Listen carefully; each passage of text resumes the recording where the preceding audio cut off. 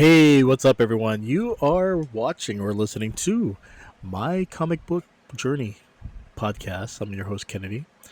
And for today's episode, we shall go back to December 1968 and January 1969 with the Brave and Bold issue number 81.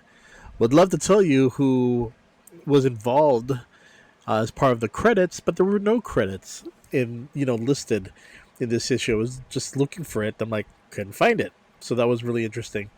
But back in 1955, Superman, DC National Comics released The Brave and the Bold, a bi-monthly anthology series that would focus on the Silent Knight, the Viking Prince, the Golden Gladiator, and Robin Hood.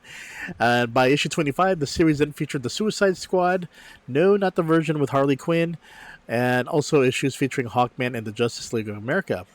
But by issue 50, the series became a team-up series and would showcase Batman, thanks in part to the TV series. And with the popularity of the character, from issues number 74 through 200, that's in 1983, the series would be a Batman team-up title, and the series would be revived in 1991 as a 6-issue miniseries featuring the Green Arrow, the Question, and the Butcher. Another miniseries in 1999 to 2000 with Flash and the Green Lantern, and 2007, an ongoing series of feature random team-ups. For me, The Brave and the Bold will always be about Batman, the Batman team-ups. And I would have to say that this issue right here, 81, was very interesting. Let me go ahead and bring up an image of the comic book right here. Here we go.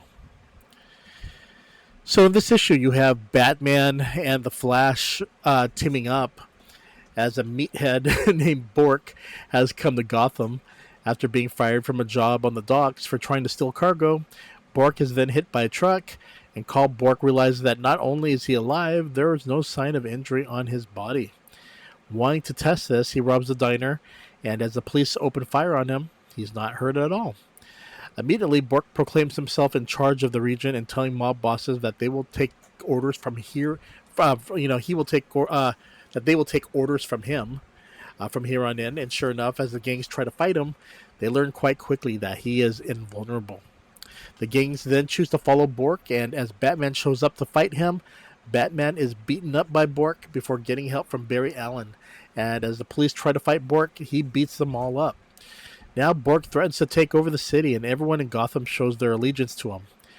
Batman knows that to beat Bork, they need to find out how he became invulnerable, and leaves it up to the Flash to visit all the places he has traveled and find out how he survived, and learns that Bork was shipwrecked in the desolated island, and the natives were impressed that they made a life-size carving of him, and Flash must find a way to destroy the carving, which happens to be just as makes the statue invulnerable.